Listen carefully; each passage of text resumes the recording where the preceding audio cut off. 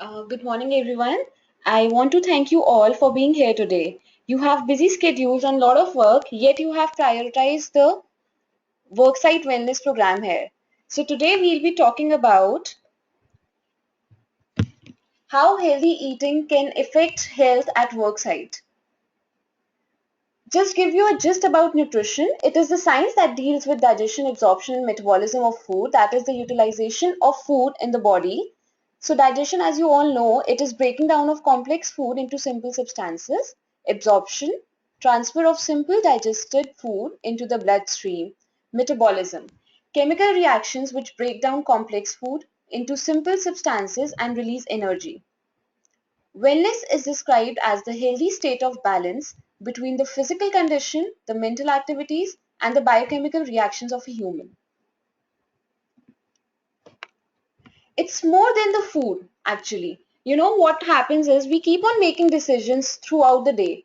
On an average, a person makes 227 food-related decisions daily. Whether to eat, what to eat, how to eat, when to eat, should I eat or should I not eat. So what one eats, activity levels, genetics, environment, all play a role in determining our body weight.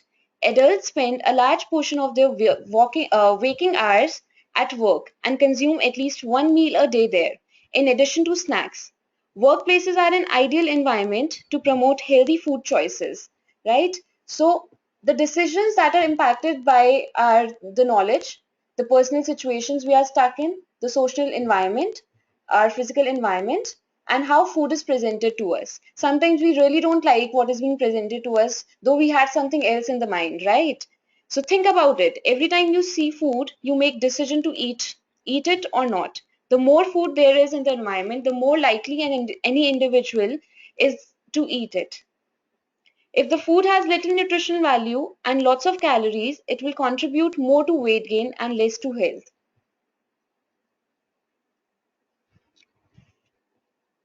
So why should we even care about the food at the workplace? See, on an average, at least 8 hours of a day is spent at the work, and 50% of the waking hours is spent at the work time. And almost 4, because it's if we talk about Delhi or any NCR, or for that matter any state, it is almost like 2 hours commuting time also. So in totality, it is 10 hours a day that we are spending waking, just moving around and ignoring our food. So if an employee can have access to many eating opportunities at work, for example, in the cafeteria, a vending machine is there, right? And you're eating all those unhealthy options there, more so you're contributing more to the extra calories there. Okay?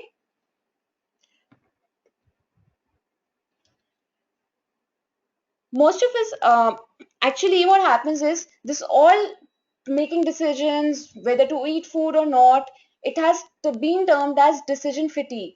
The more choices you make throughout the day, the harder each one becomes for your brain. So what happens is our brain has different kind of, it is different basically from the ordinary fatigue. You're not consciously aware of being tired, but you're low on mental energy. The more choices you make throughout the day, it is harder. And what happens is at the end of the day is your brain eventually gives up, and it takes two routes. One is the shortcut in which we become reckless and take the hasty impulsive decisions of eating whatever we are getting. And another is the shortcut wherein the ultimate energy saver is that you do nothing and eat nothing. The consequences of all these things would be the reduced willpower, shortcuts, and empty calories that you'll have, that you'll consume at the end of the day. How much is too much? Okay, we all talk about calories throughout the day. You should have a chapati, you should not take rice, or probably you should not have sweets. How much calories do they have? And when we consume it, how much calories we are burning? So 100 calories is equal to one small cookie, 5 chocolate covered with almonds, a muffin, a donut, and in order to expense that, you need at least 20 minutes of walk. And if you're not have that, or if you'll not walk, what will happen? These empty calories gonna pile up, they're gonna stack up and result into obesity or overweight. So this slide actually showed some example of snack food that we are using. I hope it is audible, right?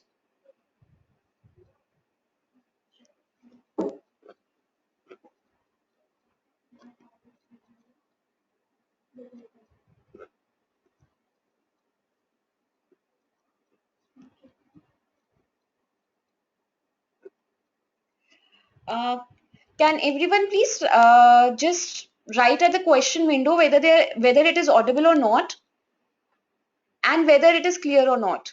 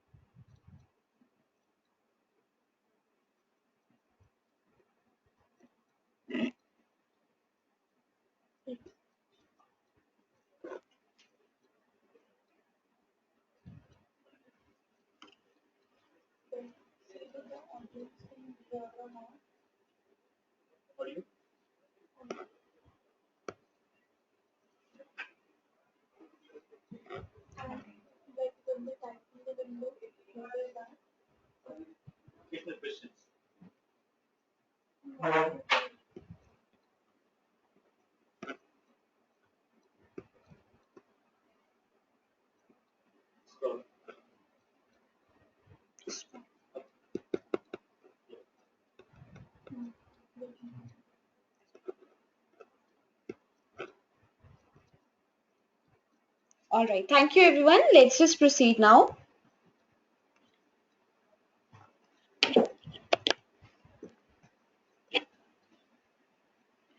Okay. Taking a larger view, a country aims at producing at least 38 calories per person in a year. That is more than 2,700 per person available for consumption. If we just keep on cutting the spoilage and the waste that has been happening. All right. The average person requires 2,000 calories per day to maintain their weight and the body activities. So that leaves minimum of 700 calories per person per day that are available for consumption. Given the earlier slide illustrating that 100 additional calories per day can contribute up to 4.5 kgs annual weight gain, the availability of additional calories in our environment could lead to even greater additional weight gain. But what we eat is equally important as how we eat. Recent research in behavioral economics demonstrates that how we eat has a great deal of influence on what and how much we eat.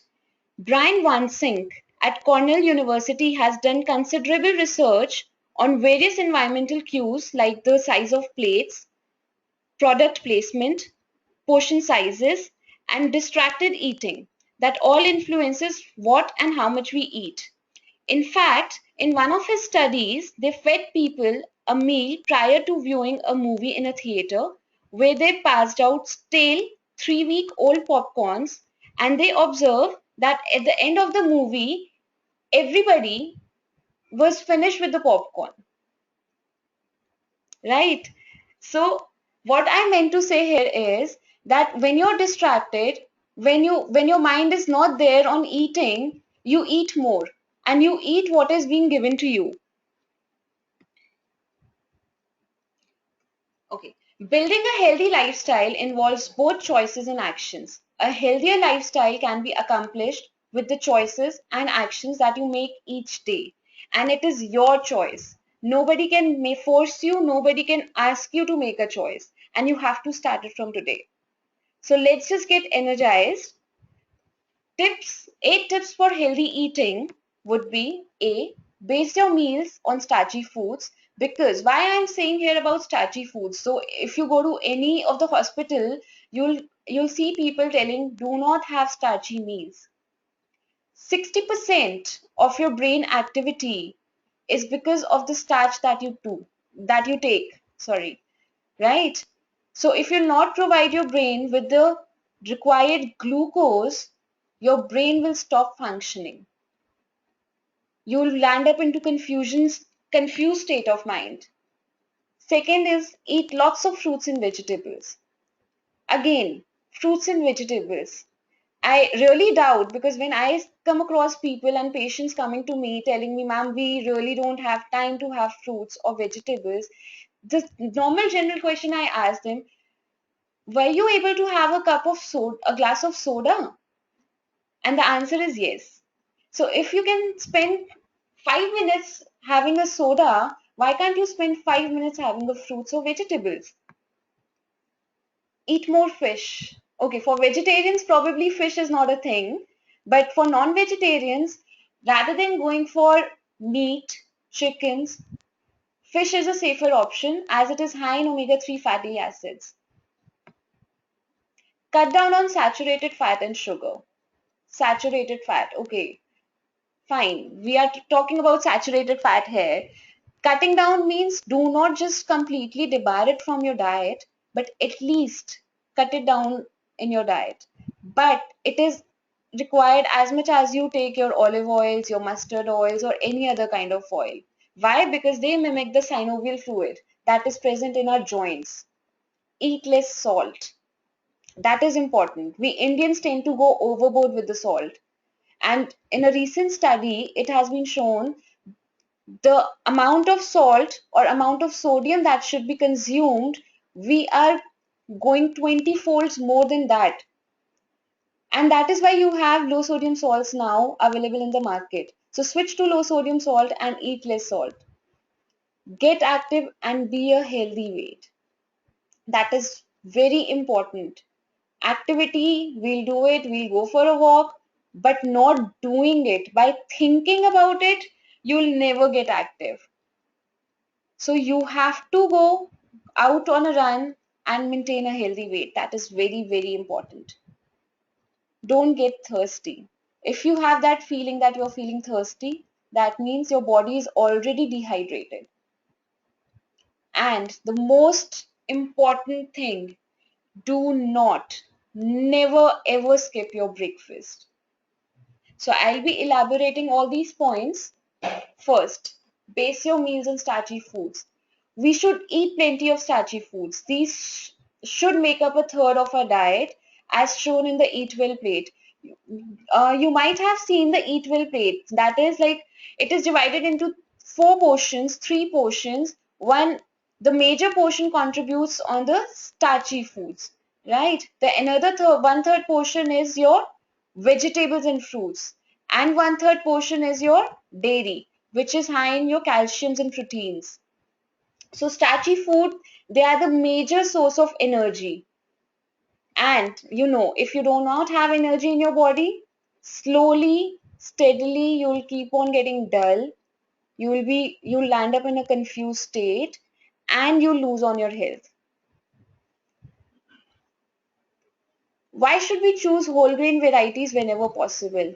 It is because if we keep on just having a starchy food and no fiber along with it, these food would be easily digested by our body and hence our sugar levels will start rising up. Why there is an epidemic on diabetes these days is because we are we are too much dependent on refined carbohydrates.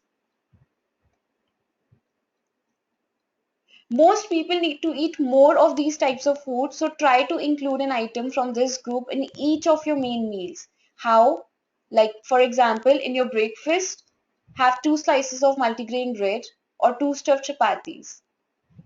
At lunch, have two chapatis, or probably if you're going out with friends, you can have whole wheat pasta. You can go with whole wheat noodles. You can go with spaghetti. At dinner, as we say, it should be the lightest meal, so at least have one chapati so that you're including these starchy foods in an appropriate proportion in your diet. Second, eat Eat a lot of fruits and vegetables. Try to eat at least 5 portions of a variety of fruits and vegetables. So it's like 5 a day. Fruits and vegetables provide a range of nutrients, including vitamins and minerals, such as folate, vitamin C, potassium, dietary fiber, and they are high in antioxidants also.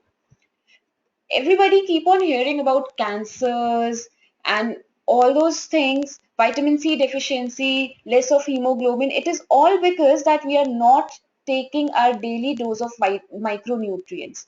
The micronutrients are only present in fruits and vegetables in a major quantity. So if you have 5 a day, you are through with your micronutrient content of the day. So eat a lot of fruits and vegetables. It could be fresh, it could be frozen, it could be canned, it could be dried, it could be juiced also. Yes, there are diabetic patients. We do not advocate having juiced fruits. All right. Potato or arbi or yam, they are not counted as fruits or vegetables because they are high in starch, though they are in that category only. So what should be the portion? An adult should have at least 80 gram in one portion, and a young child may require less depending on their age, size, and a rough guide on one portion is amount they can fit in the palm of their hand. So again, just a brief about what is a portion. One medium or 7 cherry tomatoes, one heaped or 15 ml spoon of your chia seeds, flax seeds, 3 heaped 15 ml spoons of chickpeas, 2 spears of broccoli, 150 ml of juice, 1 apple, 2 kiwi fruits, 15 ml spoons of your beans, again the same, 1 slice of your watermelon, 7 strawberries, or 3 heaped or 15 ml spoons of your peas. So this is a rough idea about what portion is. Here what we are missing is the milk, the dairy. And why I have not mentioned here is because it depends on what kind of dairy you are taking. It could be skimmed, it could be full cream, it could be even your eggs. If we talk about the portion sizes differ on the variety we are taking, right? Eat more fish. As I told you, it is a good source of protein and provides many vitamins and minerals. White fish is low in fat. Oily fish are rich in long-chain omega-3 fatty acids, which are important for heart health. Try to eat at least 2 portions, that is near about 140 grams of a fish a week.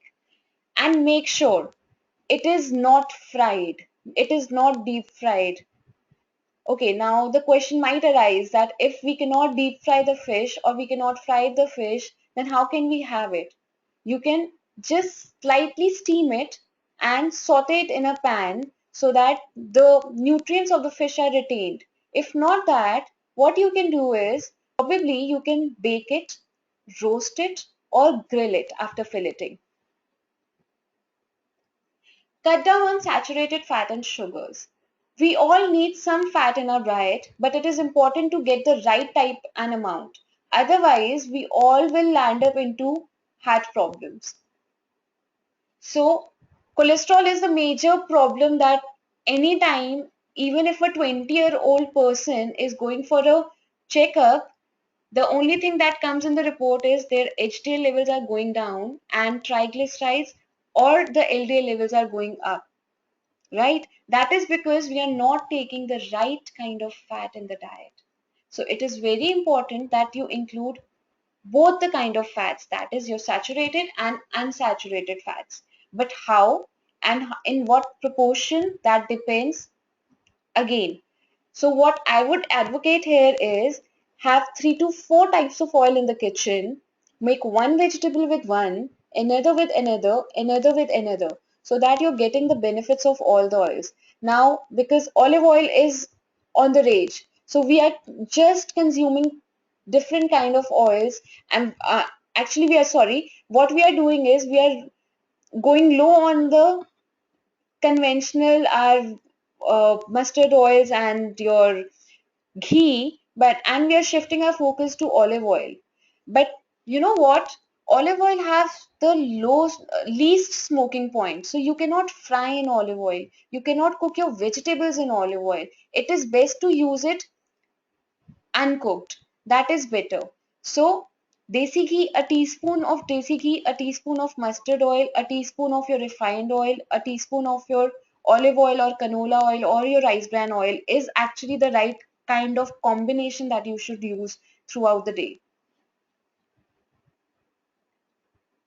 Try to cut down on foods which are high in saturated fat and replace them with foods that are high in unsaturated fats, such as vegetable oils, oily fish, avocados, nuts, and seeds.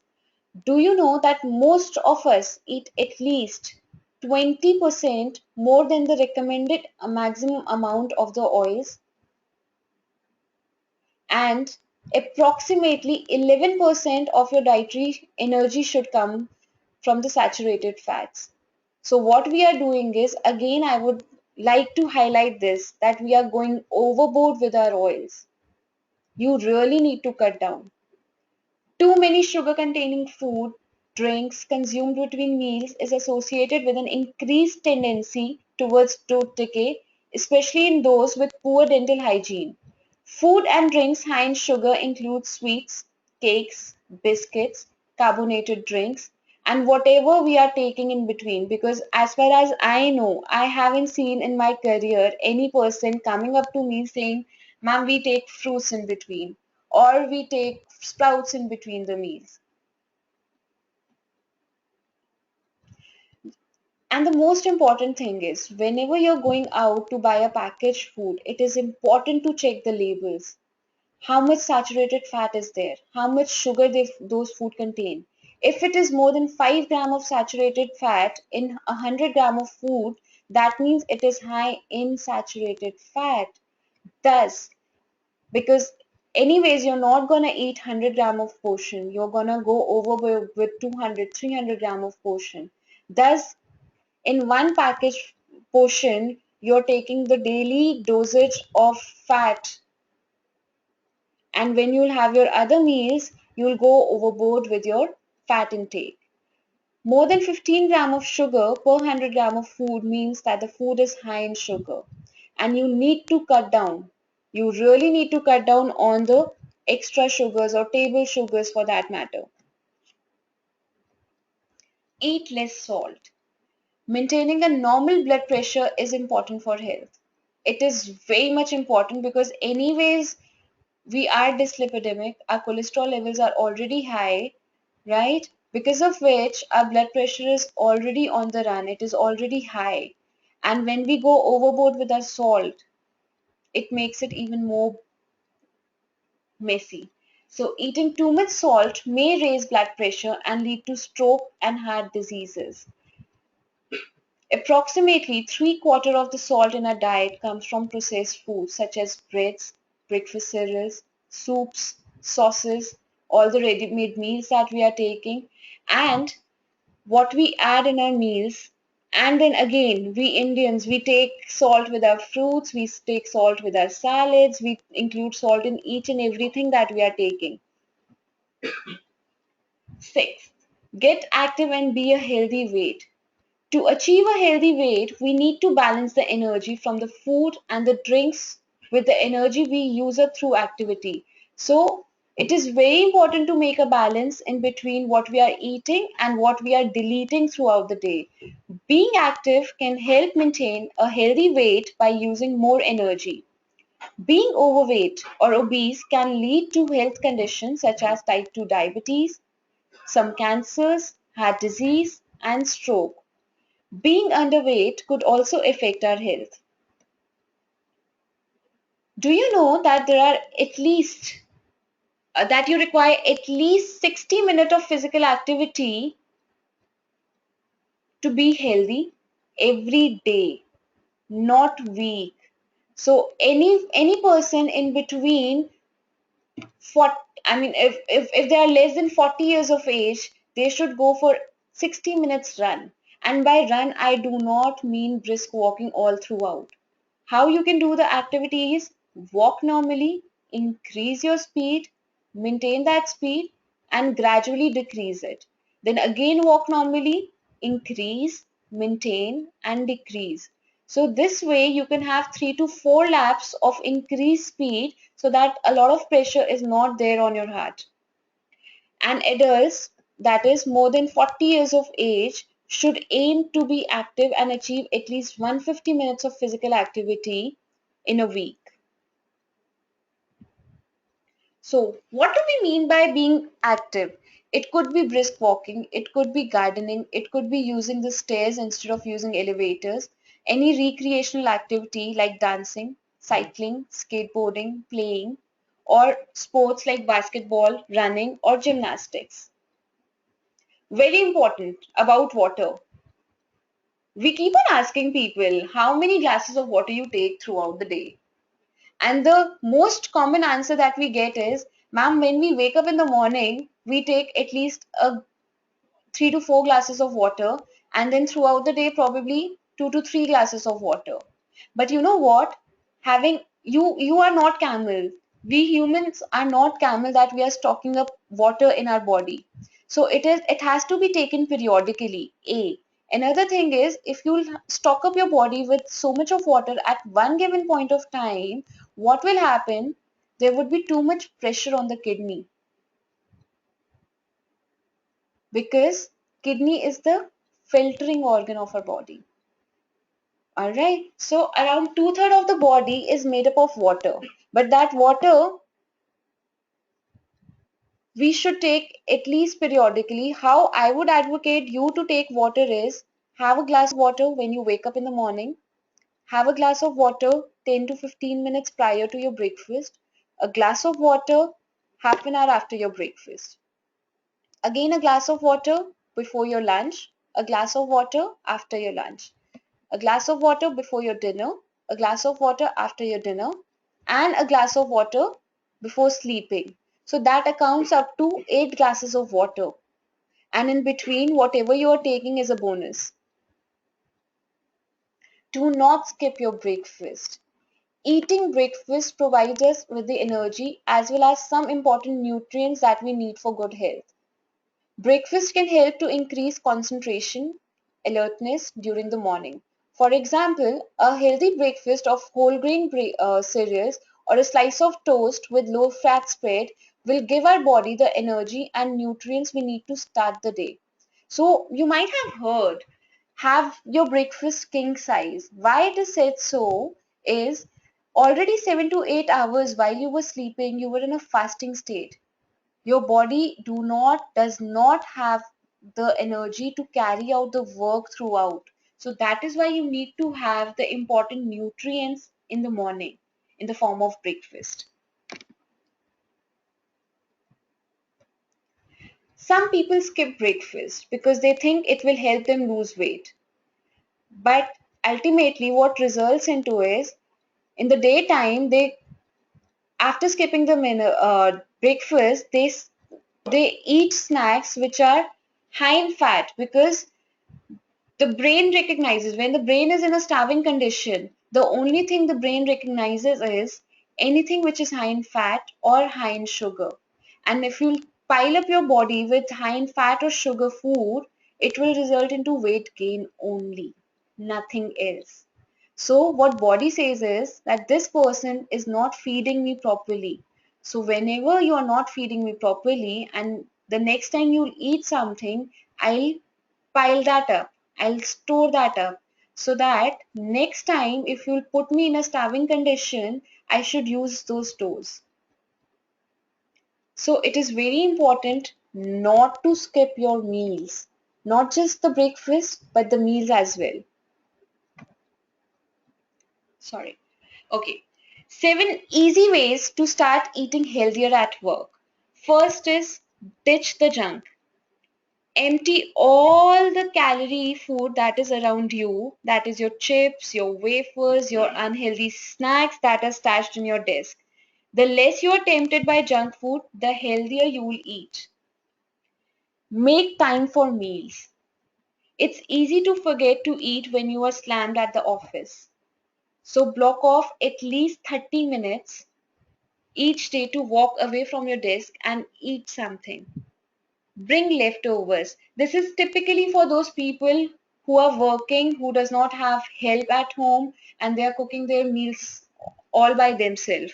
So this is a very easy option, that make an extra portion when you're cooking your dinner each night, and you will have a healthy lunch to take to the office. Otherwise, if you'll not do like this, because in the morning you don't have time to cook, you will pound onto the junk food that is available in your canteen or somewhere near.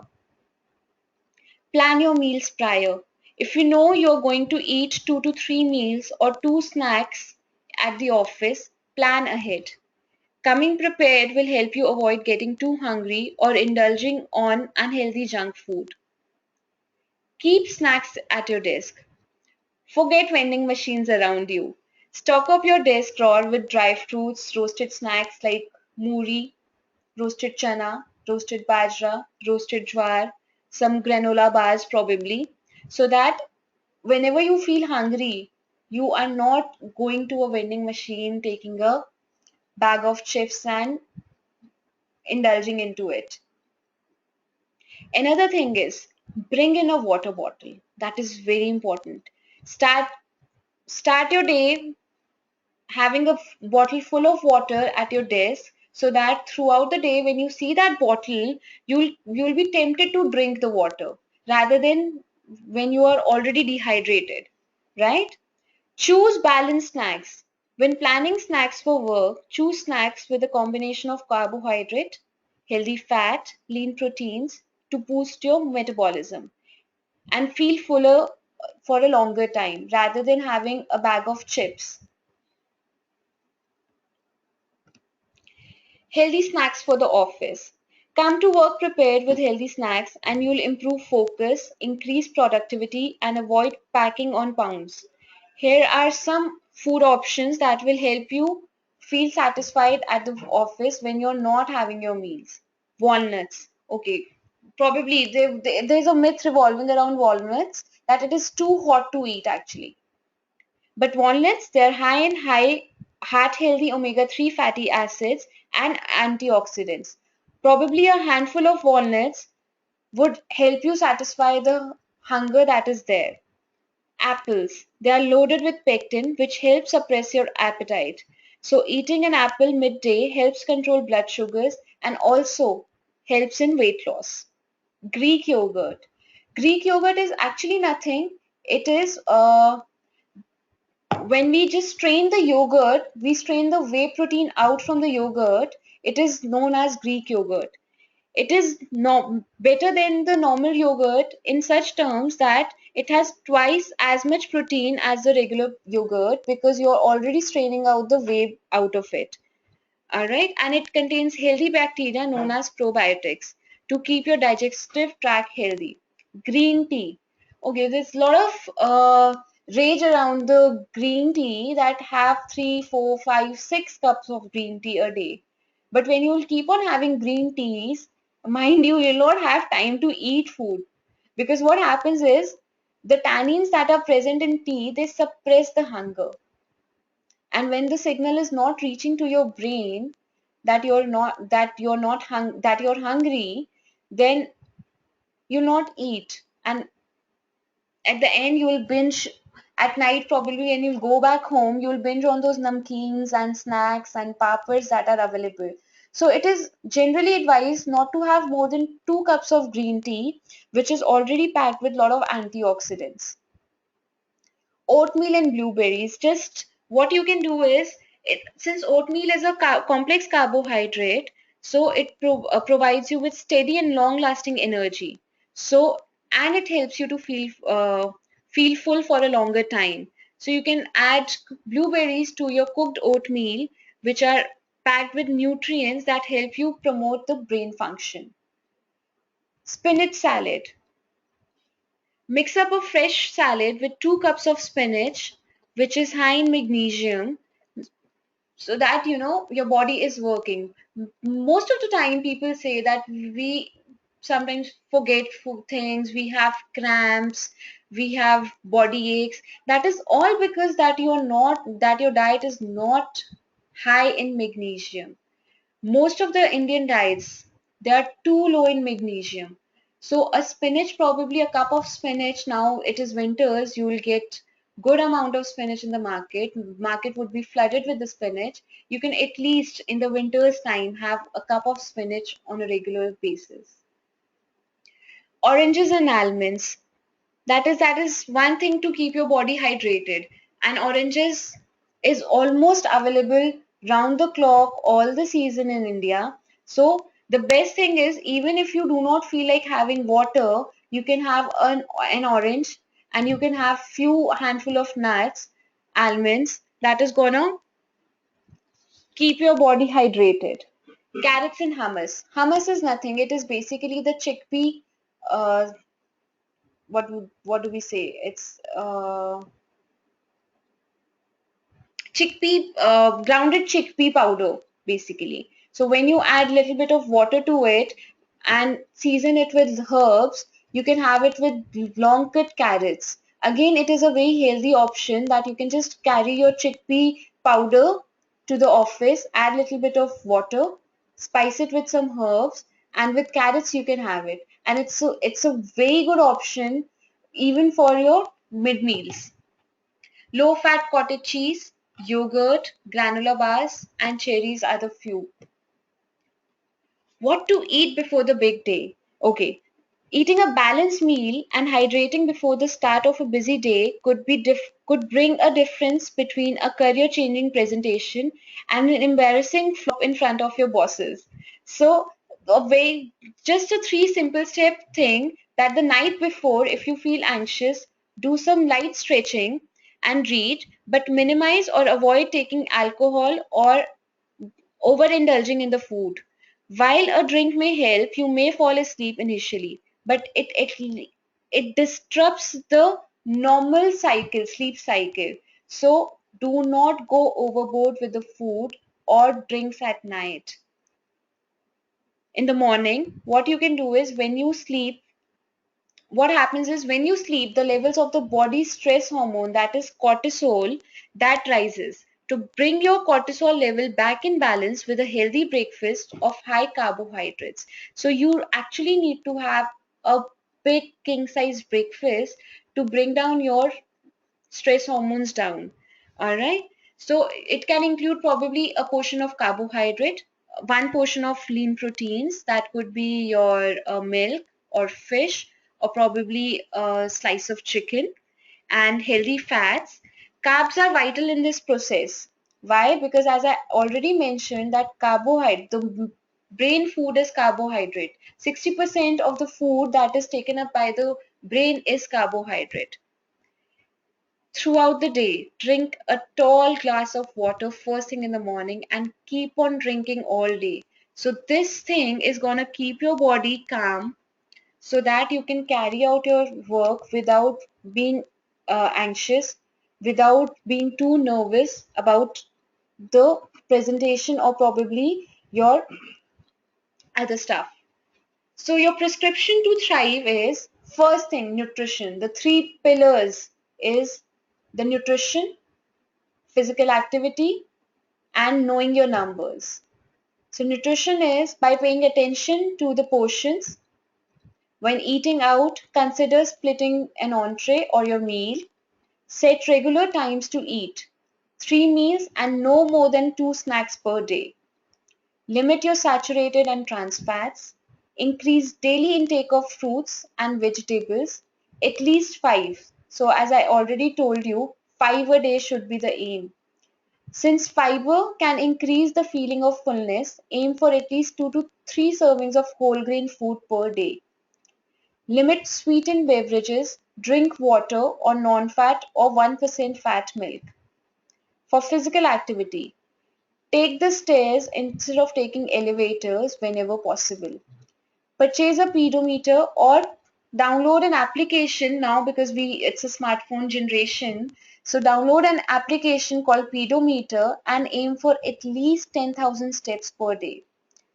Display exercise prescription in a visible place. So whenever you're going out, or what you can do is just download exercise prescription from internet, and you can stick it up to the board in front of your office space so that whenever you get time, you can do those activities. If you drive to work or stores or park in a space far away from the door, then you should walk. If you take public transportation, get off a stop early and walk. Walk on your lunch break. Try exercising with friends or a group. Consider strength training for at least 20 minutes. That is 2 to 3 times per week, not regularly, I should say. Numbers are very important. BMI, that is your body mass index. Cholesterols, blood pressure, blood sugar. When you know these numbers, you know what to do. You know what you need to cut down from your diet so that you can achieve and maintain a healthy weight and a healthy body. So next step is that you have to make a choice and keep on moving. I thank you all, and please write in your queries so that we can clarify it.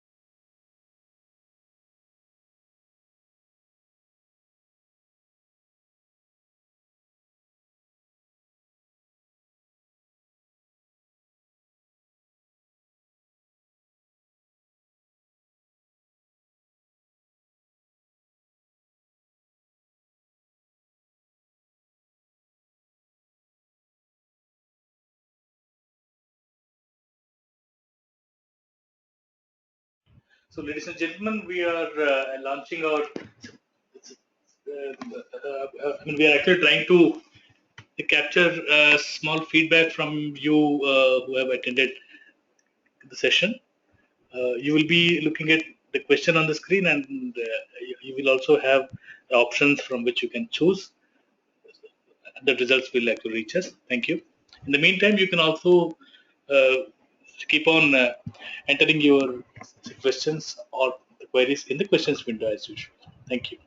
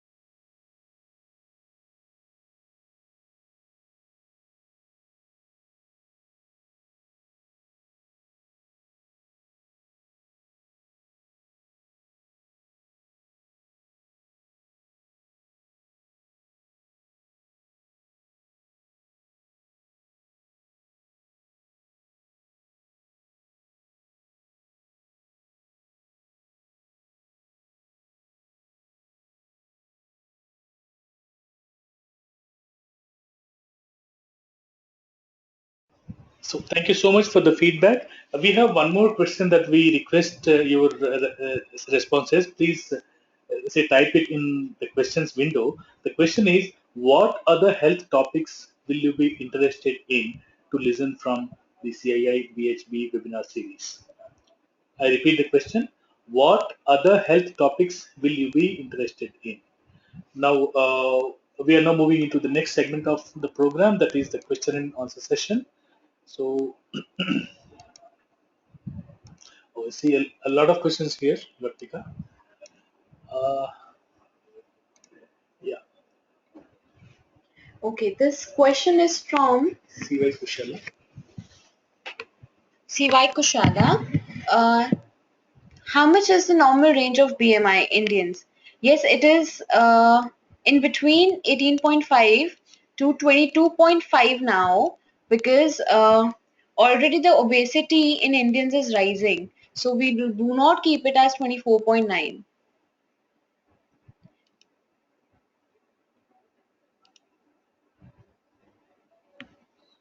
Okay, another question. Ishika Sharma, she has left, but for the benefit of the other audience, we can answer this Yeah, question. so Ishika Sharma is asking, rice bran is considered to be one of the healthy oils. However, it is said that they have heavy metals too.